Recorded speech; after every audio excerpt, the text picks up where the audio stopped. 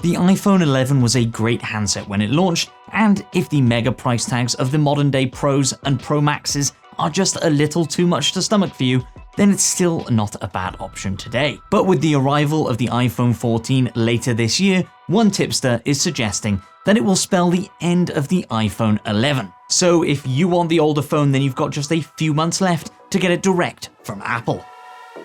Apple sometimes supports older iPhones when the new model is released, cutting the price and treating them as a more affordable option. The iPhone 11 has been like that for a while now, and sources speaking to iDrop News say that the iPhone 11 will be gone after the iPhone 14 range appears, not only due to its age but also because it potentially takes away from sales of the 2022 version of the iPhone SE that Apple launched in March. Apparently, the old iPhone 11 has sold more than the new iPhone SE in the same time period. The iPhone SE is the cheaper model of the pair, but it's still rocking that dated iPhone 8 design, and the iPhone 11 has that extra camera on the back too. At the time of recording, the starting price for the iPhone 11 on Apple's website is $499 with 64GB of storage.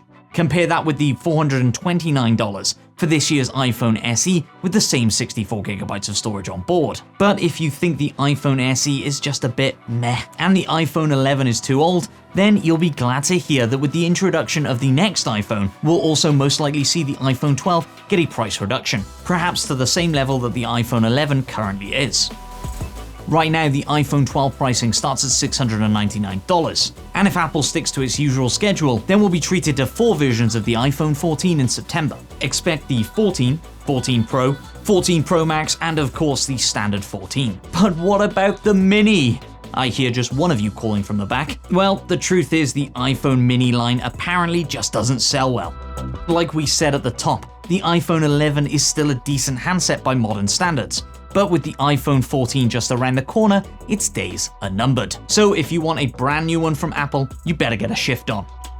Let us know in the comments below which new features you want to see in the iPhone 14 when it releases later this year. And be sure to subscribe to TechRadar here on YouTube so you don't miss any of our future tech reviews and news.